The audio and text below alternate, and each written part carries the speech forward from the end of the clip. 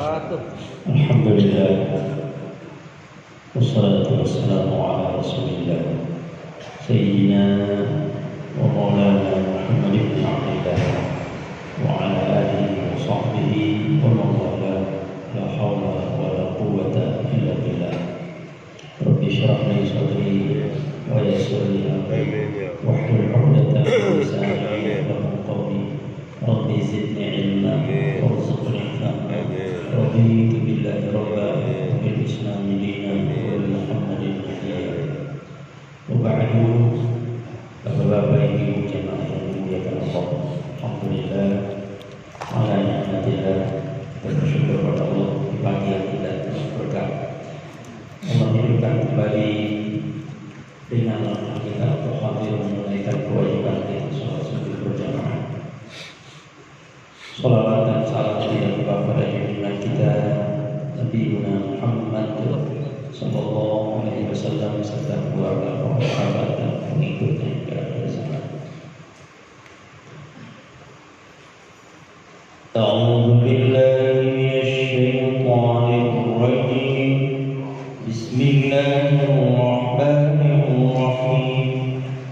Wasari'u ila maghfiratin min rabbikum wa jannatin 'arduha as-samawati wal ardh u'iddat lil muttaqin alladhina yunfiquna fis sarra'i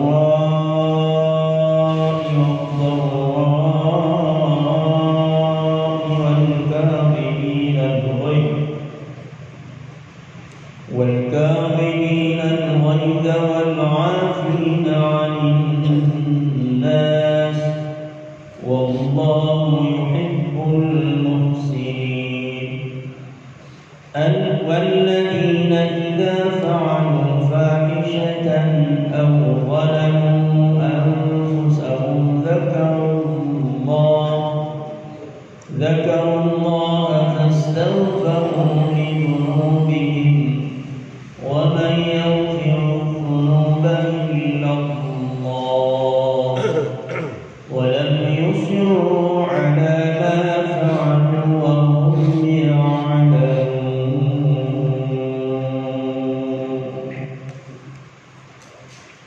Kita masih Ali Imran 103-134. Wasari'u ila maghfiratin min rabbikum.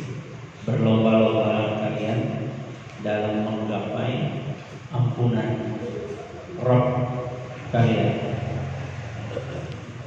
Wa jannatin 'arduhas samawati wal ardh, yang surganya seluas langit dan bumi. Uiddat lil muttaqin, siapkan bagi orang-orang yang beriman. Alladzina yunfiquna fis sarra'i wad dharra. Yang pertama, mari kita bahas orang yang berbagi baik dalam keadaan lapang maupun sempit, dalam keadaan senang maupun susah. Jadi kita disuruh oleh Allah berinfak itu bukan saat duit banyak saja. Jadi kita mau ngasih orang bukan hanya duitnya banyak. Kata Allah, kalau engkau lagi susah juga ada yang minta ngasih. Itu yang paling hebat. Ya, dalam kisah dikatakan dalam satu peperangan itu, ini ada 4 orang yang sakratul maut. Tapi sakratul maut terus minta air, aus, dikasih air, ambil air, dikasih air. Yang satu bilang kasih yang sebelah, dia lebih. Padahal ini udah lagi sakarat, teman sebelah. Pertama tadi yang paling berat saya. Begitu mau dikasih yang pertama itu udah mati.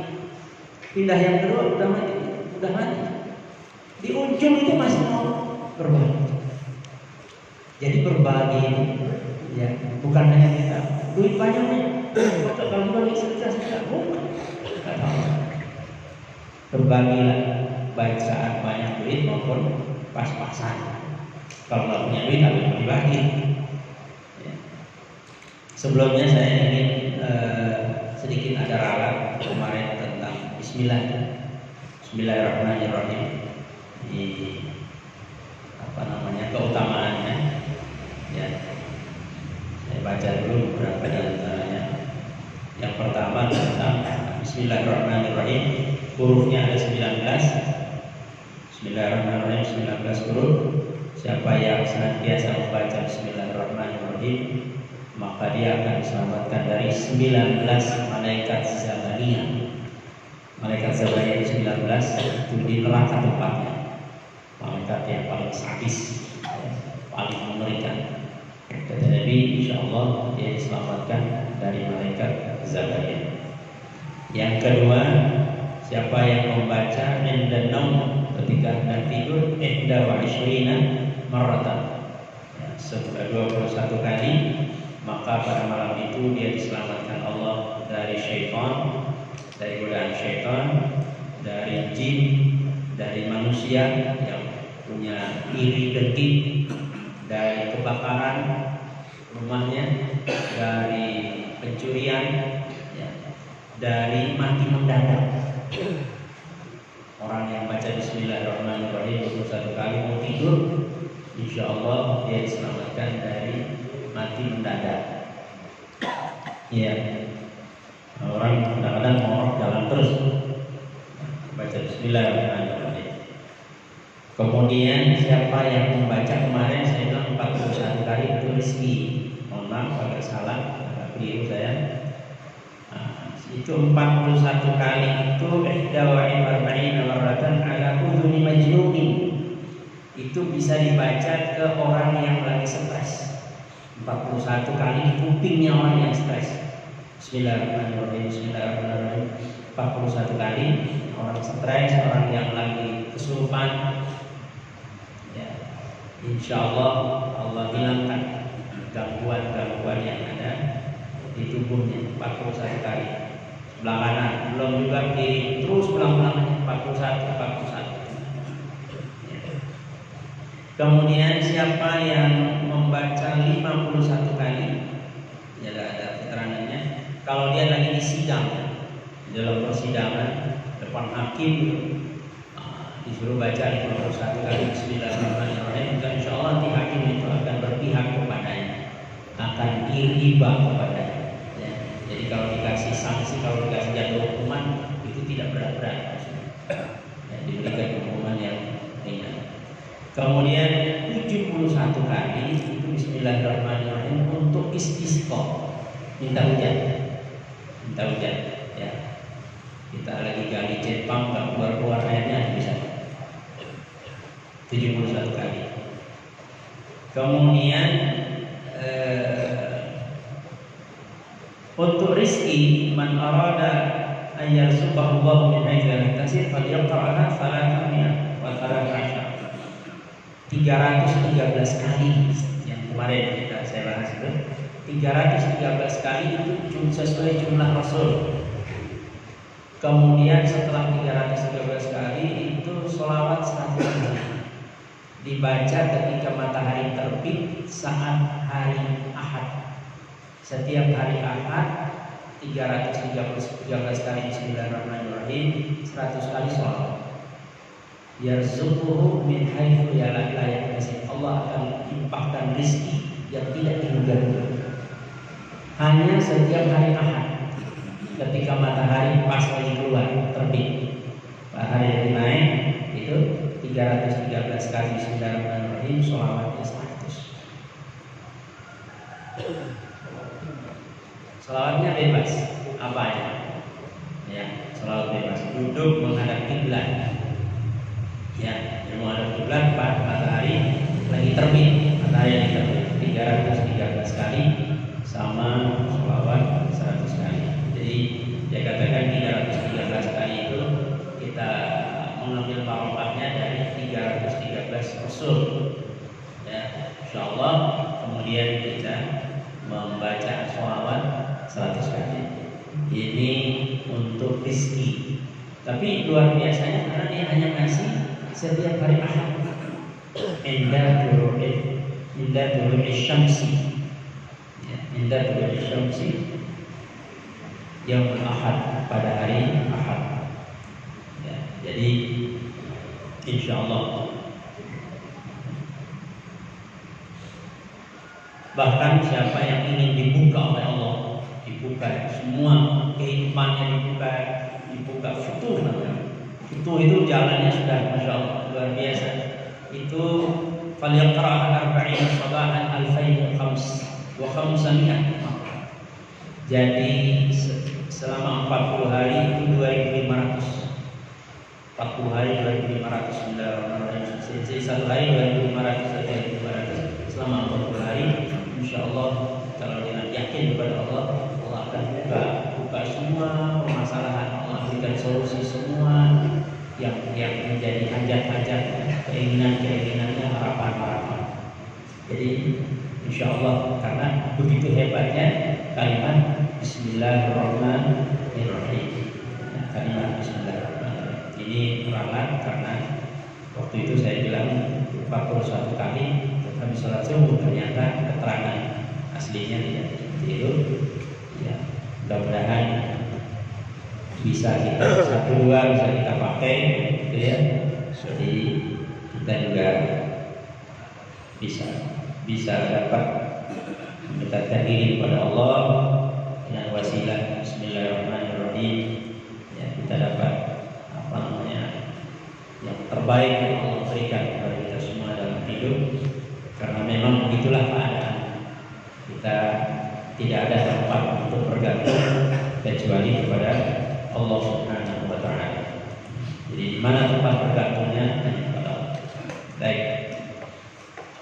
Yang pertama, orang-orang yang surganya seluas langit dan bumi itu adalah orang yang berbagi, berinfak, tidak ada keadaan lapang maupun susah. Punya duit dia berbagi, tidak punya duitnya pas-pasan juga dia berbagi. Ya, kisahnya banyak di dalam kisah-kisah diceritakan bahwa suatu hari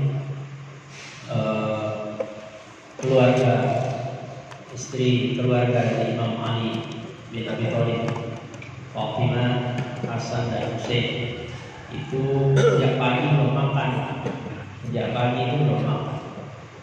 Pulang sore Imam Ali bawa roti satu. Ini dari pagi belum ada yang makan di rumah. Pulang bawa roti satu. Begitu sampai di rumah dikasihkan ke istrinya, Fatimah dibelah roti itu jadi 4. Roti dibelah 4 kan, supaya kebagian semua. Ketika mereka sudah duduk hendak makan, tiba-tiba ada salam dari luar. Assalamualaikum wahai keluarga Nabi. Assalamualaikum wahai keluarga Nabi. Waalaikumsalam. Ada apa? Begitu keluar, lihat ada peminta-minta. Kata Imam Ali sebagai kepala keluarga, ini satu roti jaga saya untuk menyelamatkan kita semua dari api neraka. Kalian makan, istriku makan, anak-anakku makan. Ini cukup roti ini jaga saya, berikan kepada fakir miskin. Mudah-mudahan sepotong ini menyelamatkan kita. Keluarlah Imam Ali bawa sepotong roti dikasih. Begitu mau masuk lagi, tiba-tiba datang muncul keluar lagi Fatimah, istrinya. Kata Fatimah, saya juga ingin dengan sepotong roti ini Allah selamatkan saya dari api neraka.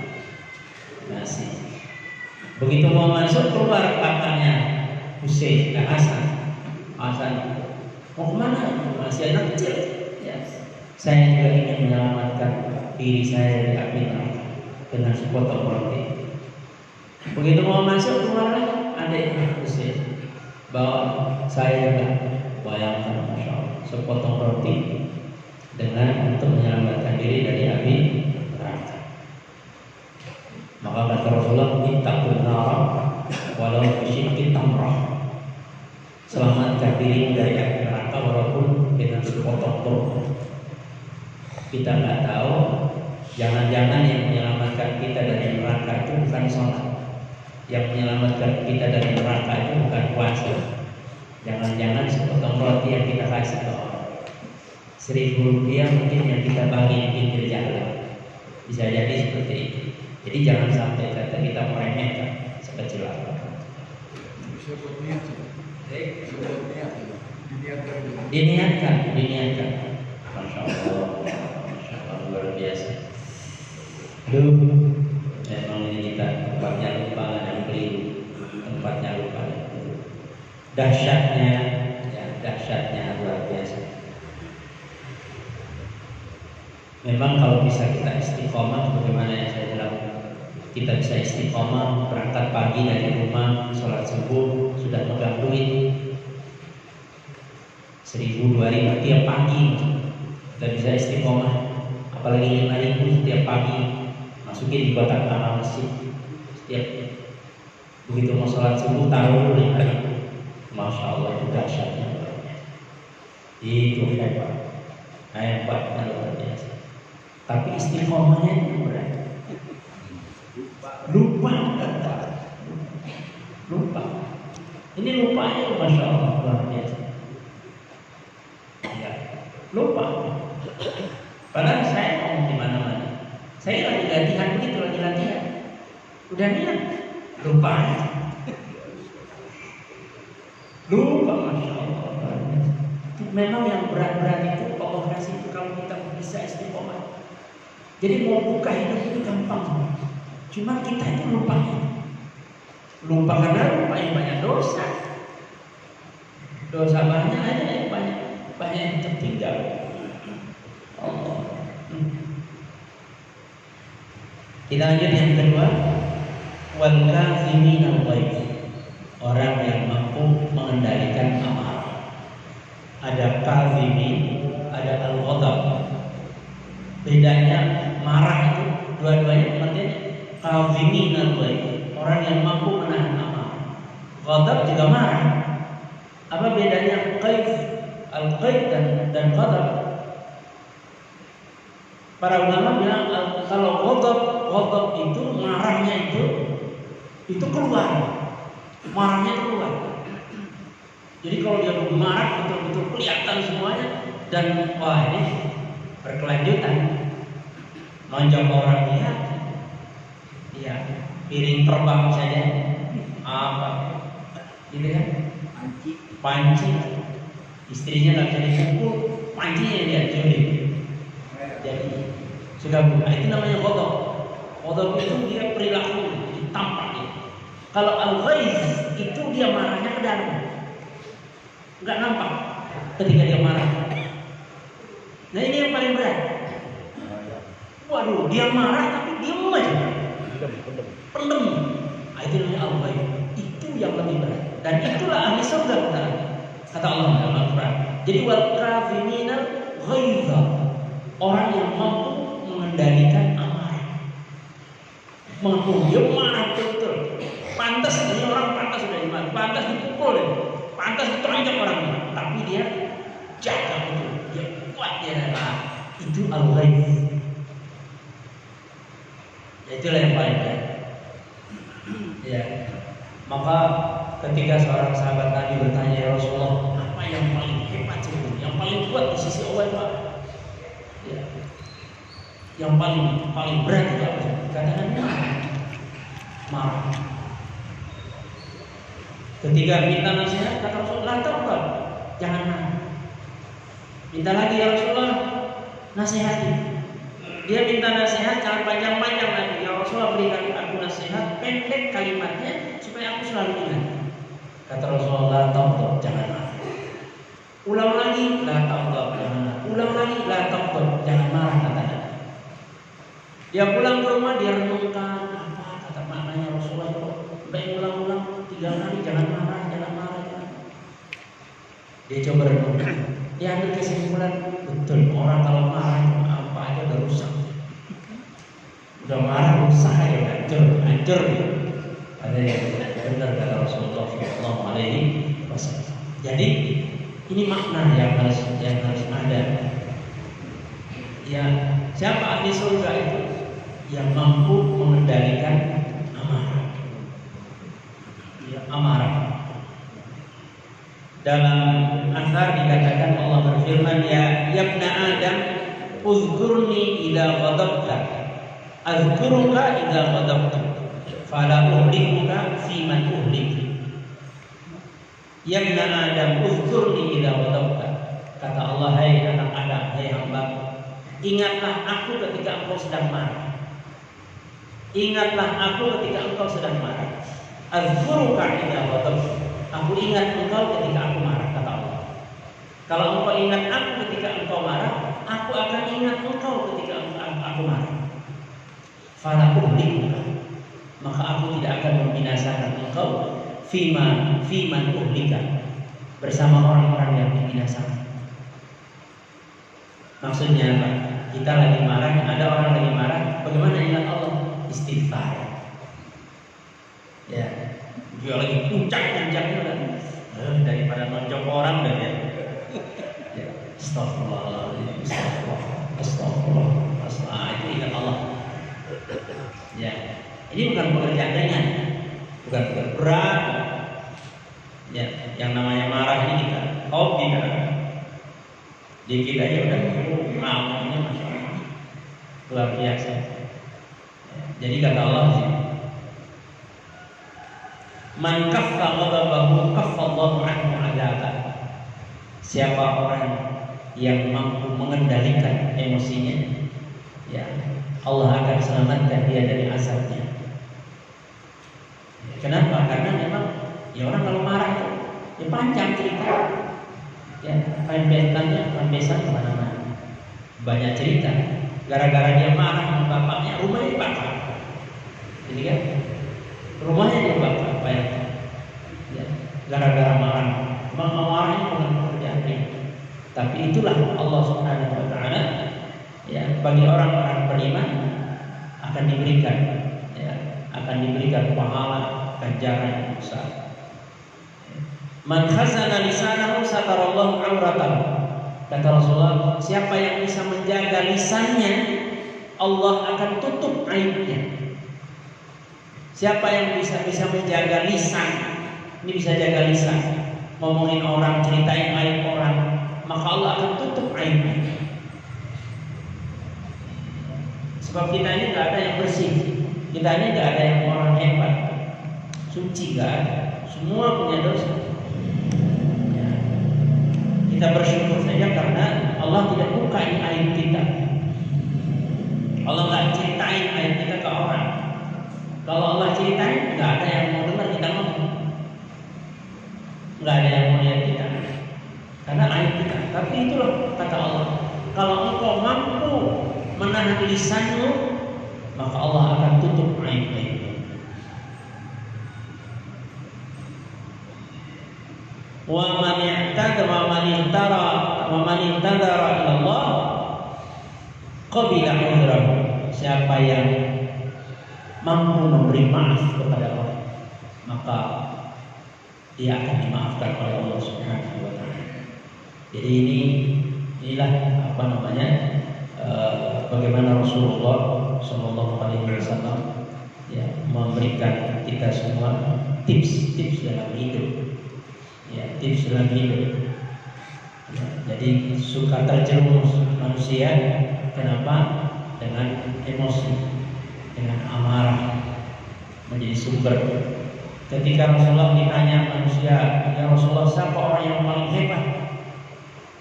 Kata Nabi, ya apakah orang yang jago tinggi, Mike Tyson? Bukan. Yang bulat, tukang bulat, ya bukan. Bukan itu orang yang paling hebat, kata Nabi. Orang yang paling hebat itu adalah alladzi yamliku nafsahu 'indal ghadab. Orang yang paling hebat, kata Nabi, yang mampu mengendalikan emosinya ketika marah. Itu hebat. Manusia paling hebat. Ya, bukan yang jago mulai, bukan yang jago mulai. Ya, karena orang-orang jagoan-jagoan itu kadang-kadang kalahnya sama yang kecil-kecil. Karena ada orang tuh, guru saya itu cerita, ada orang tuh jago luar biasa jagoan. Dia kalau mukul orang tuh, waduh, kalau nggak rumah sakit ya kuburan. Itu orang, jagoan, luar biasa. Kalahnya sama siapa? Sama orang pendek yang pincang.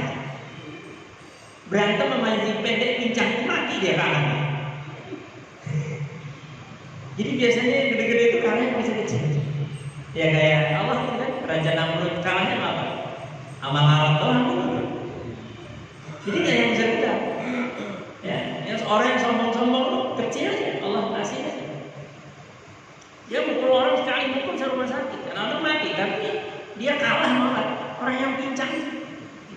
Udah pinter kecil kurus lagi.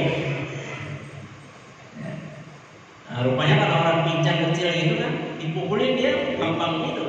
Lincah. Nah, lincah. Terus yang ditonjok malahnya orang gede mati. Maksudnya itulah Allah ketika memberi pelajaran kepada kita. Gitu ya. Jadi itu orang yang kuat, siapa orang hebat? Alladzi yamliku nafsahu indallah. Kemampuan mampu mengendalikan amarah. Itulah orang yang paling hebat. Ya, ini orang yang paling hebat. Kita sekarang ini pancingan amarahnya dipancing terus. Ya, dari mancing. Politik ini mancing orang marah terus. Pengen orang ribut. Ya, nggak selesai politik. Ini datang satu masalah, datang lagi satu masalah.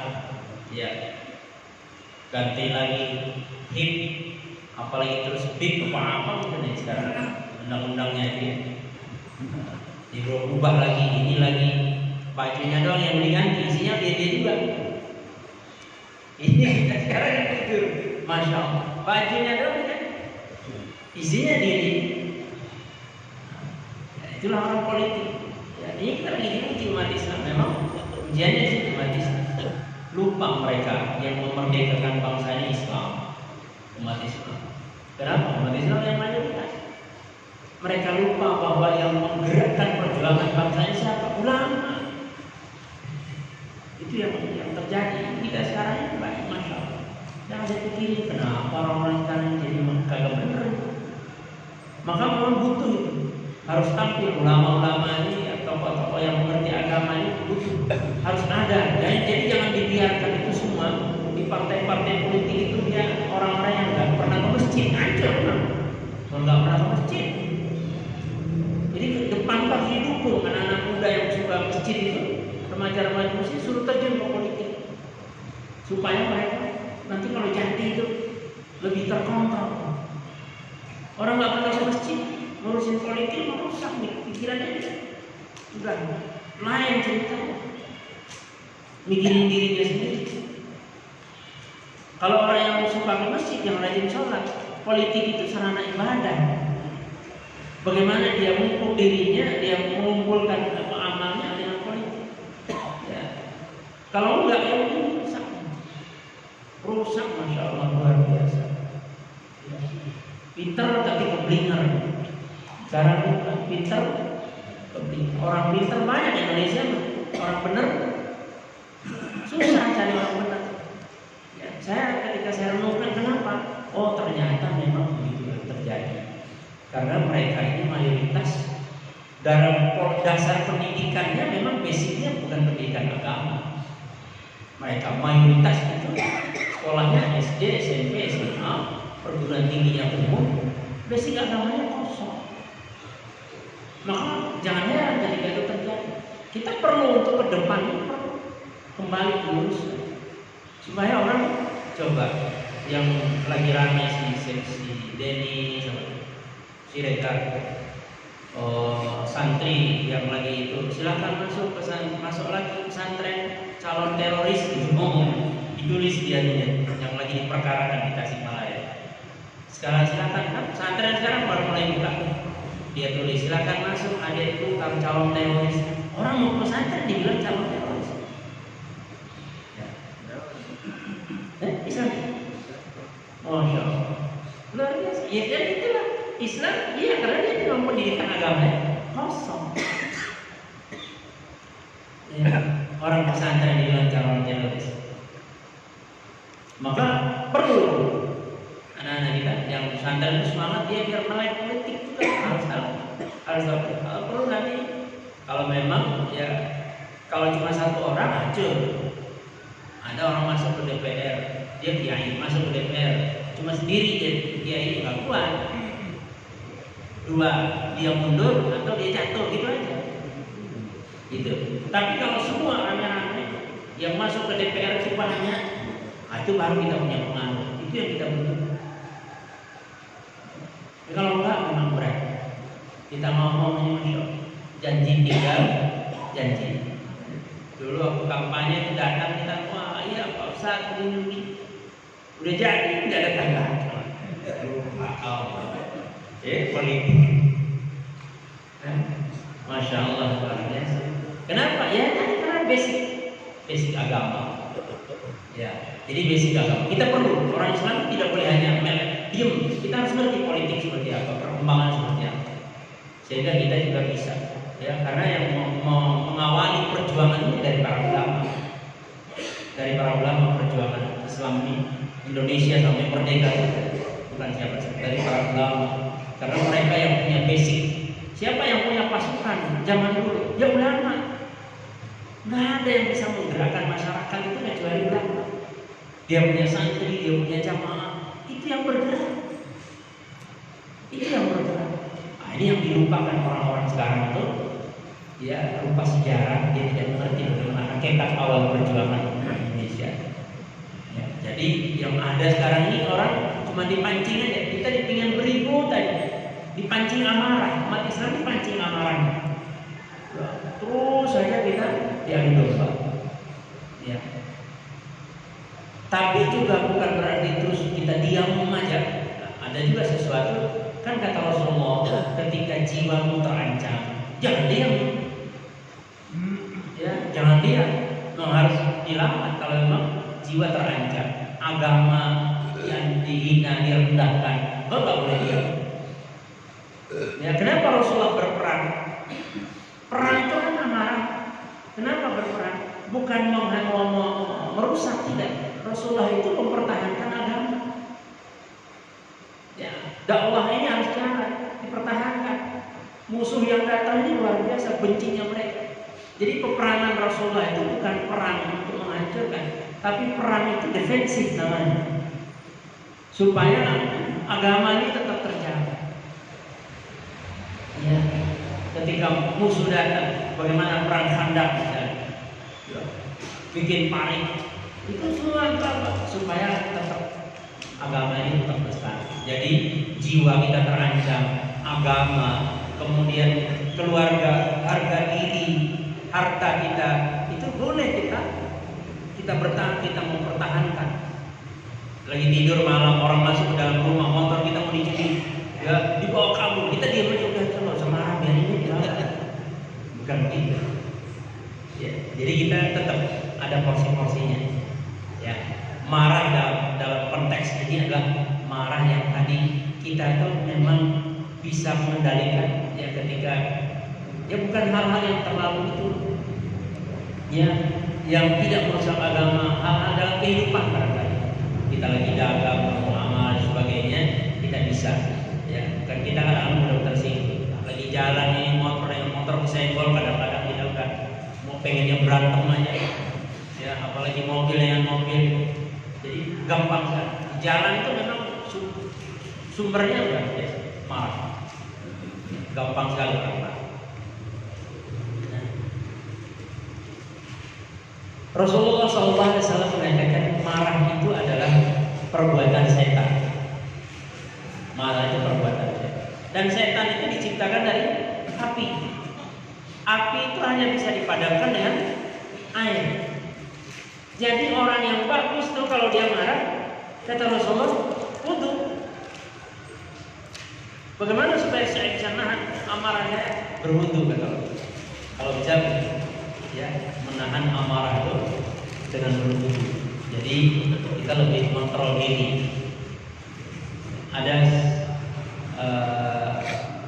Maimunah, ya, itu punya apa namanya, budak. Budaknya ini, Maimunah itu lagi duduk bersama tamu-tamunya. Datanglah si budak ini membawa sayur sup yang masih panas. Dia bawa satu mangkok. Nah, begitu lewat di depan majikannya, rupanya karena dia melihat konsentrasi, kesandung dia. Ini sup ini yang lagi panas ini kesiram. Masya Allah, kesiram. Allahu Akbar. Ini Maimunah bilang, ngamuk ya. Kata budaknya, dibacakan ayat ini. Wal kadhiminal ghaidh, jangan marah atau apa, jangan marah. Gitu ya. Kan saya juga nggak sengaja. Duduk ini udah bakar ini, sop panas. Ya, Dibacakan ayat ini. Akhirnya kata Maimunah, ya sudah kalau memang itu ya kau baca, saya sudah maafkan engkau. Mulai hari ini engkau bebas, tidak lagi jadi budak saya. Udah pergi aja. Daripada yang udah di sini kan marah jalan terus ini. Udah bebas, saya selamat aja. Gitu ya. Jadi banyak kisah-kisah daripada sahabat-sahabat Nabi. Kesimpulannya kita memang ahli surga ya. Kita ini bicara ahli surga. Siapa yang masuk ke surga kata Allah? Satu yang berbagi dari, yang kedua adalah orang yang mampu menahan amarah. Jangan marah, jangan marah, jangan marah. Itu kesimpulan. Kita bisa melakukan itu, insya Allah. Mudah-mudahan taufik hidayah Allah berikan kepada kita semua. Kita doakan keluarga kita, diri kita, ya, jamaah kita yang sakit diangkat penyakitnya, yang susah dihilangkan susahnya, yang punya masalah Allah beri solusi masalahnya, yang punya utang Allah lunasi utangnya, yang dagang-dagangnya lancar, yang usaha-usahanya maju, yang berkarya-karyanya bagus, dijauhkan dari segala bencana musibah. Allah jauhkan, angkat penyakit corona dari keluarga kita, dari kampung kita, dari negeri kita dan negeri kaum muslimin. Allah bebaskan kita dari segala mara bahaya. Itilkan niyah al-Fatihah.